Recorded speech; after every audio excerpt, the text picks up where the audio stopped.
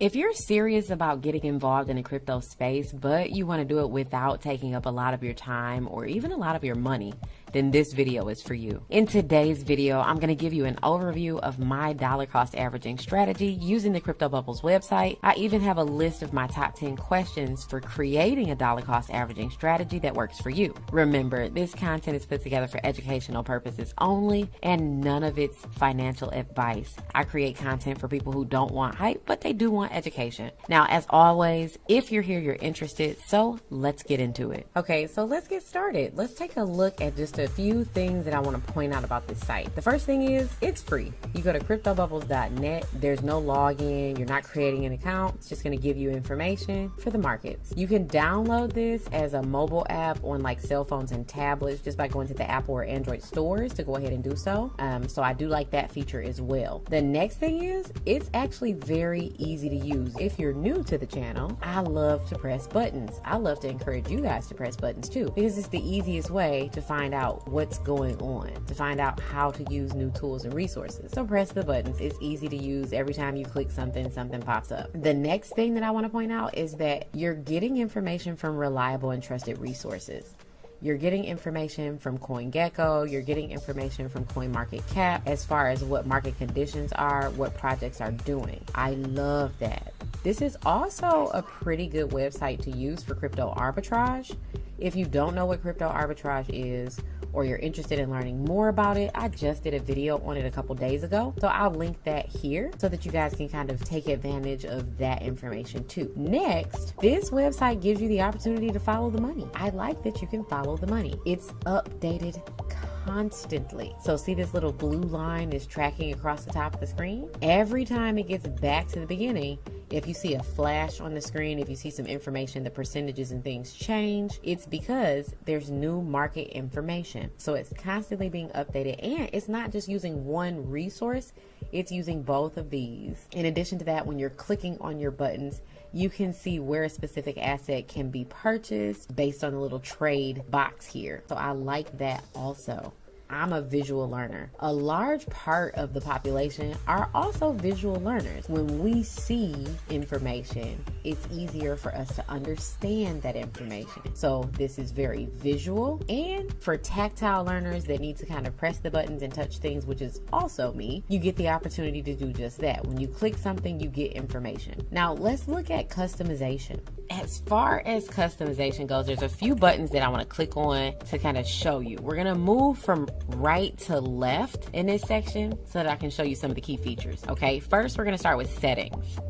Now, for this website, you want to make sure that it's in the currency that you use. I use US dollars. Make sure it's there. You can select euros, rupees, Great British pound, Australian dollars, Canadian dollars, whatever you're using. If you're using crypto, you can select BTC and ETH also, which I like. So make sure that your currency is what you need it to be. You can change the language, colors. I would leave the colors green and red is just standard. You can show or hide stable coins. You can also create a watch list. My watch list is called Lookout, so we're going to look at that in the next button. Now, the next thing that we're going to click on is this little top 100 tab here. You can go all the way up to the top 1,000 coins. I would not do that. You know, the further down the list the coins and tokens are, the more risky it is. So I just stick with the top 100, but it's up to you. You can find your favorites list, my lookout list that I created. You can even create a block list. There are some assets that I will not entertain. They're on my block list. You can also search through the bubbles by exchange. So if you wanted to see just the things that were available on Coinbase, click the Coinbase button.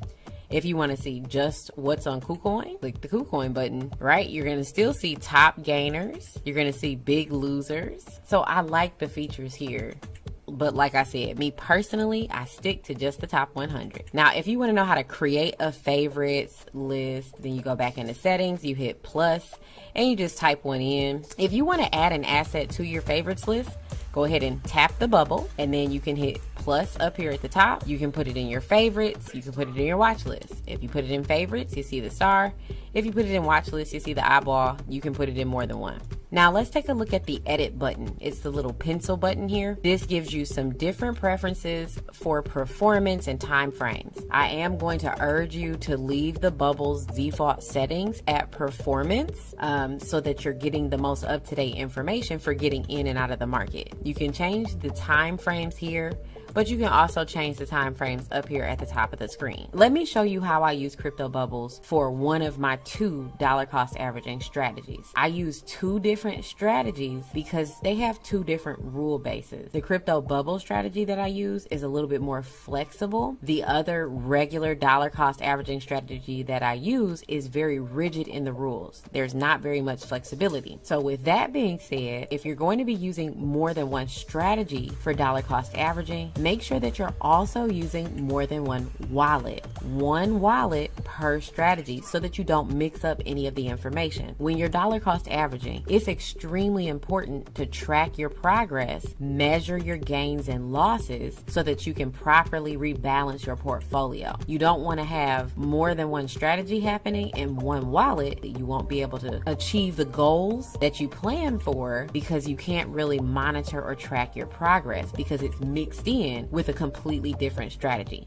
So make sure if you're using 2 strategies, you use 2 different wallets. And you know, MetaMask gives you the ability to create multiples. Exodus does. A lot of the other wallets do also. I do this every single week. I found that you can do this with as little as $20 based on the price of the assets that you're investing in, as long as you check for gas fees. Once a week, I actually log on, check to see what's going on in the market, find one of the listed assets in my portfolio that I'm working with because I have a set list of assets that I'm working with. I'm not jumping in and out. For this, I do it once a week, and you can do this with as little as $20. Just pick an asset. Now, on the bottom of this website, there's something very interesting. It's this list. I like this list. So I make sure that I'm on the daily view, okay? I find an asset that's down by double digits. My personal preference is a minimum of 12%. So like a red bubble, that's 12% down. So if you want to, you can find a big red bubble up here and it's eCash, and then you can come down here and take a look for the week. Okay, so let's look down here on the bottom. So let's change it to the week here. eCash is down for the week, but it's not up for the year. So let's find another one on the daily. We'll use Lido DAO as an example. Not really meeting the parameters that I would get into, but it has some information that'll allow me to expound for you guys. So Lido DAO is down 3.9% for the day. Now again, my preference is 12% or more. So let's say this is down 13% for the day, but it's still up 12% for the year. This is something that I'm interested in. The reason for that is because this is a long-term game. So I want to make sure that the overall is up. So before making a purchase, I do prioritize checking gas fees to determine if that actually aligns with my dollar cost averaging amount for the assets that I'm purchasing. You don't just pull up the charts and say, you know what, I'm going to get $100 worth of this, or it's a $130 coin and it's $10 in gas fees. So you want to make sure that the numbers match up. There are assets that I want to invest in, but there are also assets that are on my block list. So remember the block list up here? I don't touch anything that has Bitcoin in it that's not the original asset. So no Bitcoin services, no Bitcoin Cash. I'm not touching any Tether Gold. I'm not touching any of those assets. So when I'm looking through my regular top 100 crypto bubbles, these don't show up for me. So even if they're up or down, won't even matter to me because I won't see them. Now remember that dollar cost averaging is a long-term game, okay? When I say long-term, I mean 2 to 5 years. A lot of the gurus won't admit that. It feels like a very big task, but it's actually less risky doing it this way. You actually see better gains also. Now, what I look for to exit a project is a little bit different. I want to see a big green bubble, right? And I want to see it up for the day and up for the year as well so that I can exit. So let's take a look at XRP because it's doing some great things right now. It's up 6%, but it's up, and that's for the day, but it's up 134% for the year.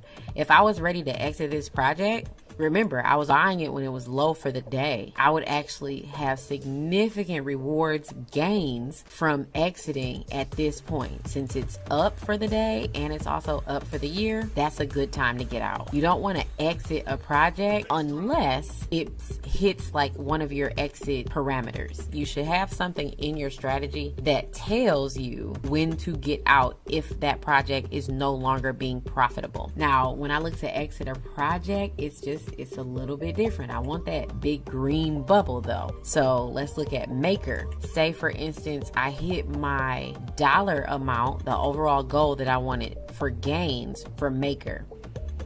Yay, we hit our target of $2,000. Let's say in order for us to get to that target of $2,000, because we were buying when things were low, we only invested $800 to get to 2K. So we're going to withdraw 100% of our investment. So we're going to withdraw $800. That leaves us with $1,200 in gains. Okay. Now from there, that means we have $800 to reallocate or reinvest and $1,200 worth of risk-free money in the market. Yes, it's a possibility that we could lose all $1,200, but it's perfectly okay because the $1,200 that remains is not any of our investment capital. It's our gains from our investment. So if I was withdrawing 100%, this is what that would look like. Now I also withdraw a 100 and a 50. Okay, so let me show you what that looks like. So let's take a look at withdrawing 100% of our investment and then withdrawing 50% of the remaining balance. So our target was $2,000, which we hit. We already discussed that the amount that we invested to get to $2,000 was $800. So we withdraw $800. That leaves us with a remainder of $1,200 for gains, and we're going to withdraw half of that. Let's reallocate 50% of our gains. We have $600 that we can put into something new, and we have $600 that's going to stay in Maker and continue to grow. So Maker is a DeFi project, so let's split the other $600 into something that's not DeFi because we want to diversify our portfolio. So let's say we put $300 into Monero, so now we have something in the privacy sector, and then we put $300 into Solana, so now we have something in the blockchain infrastructure sector. Now our portfolio is a little bit more diverse.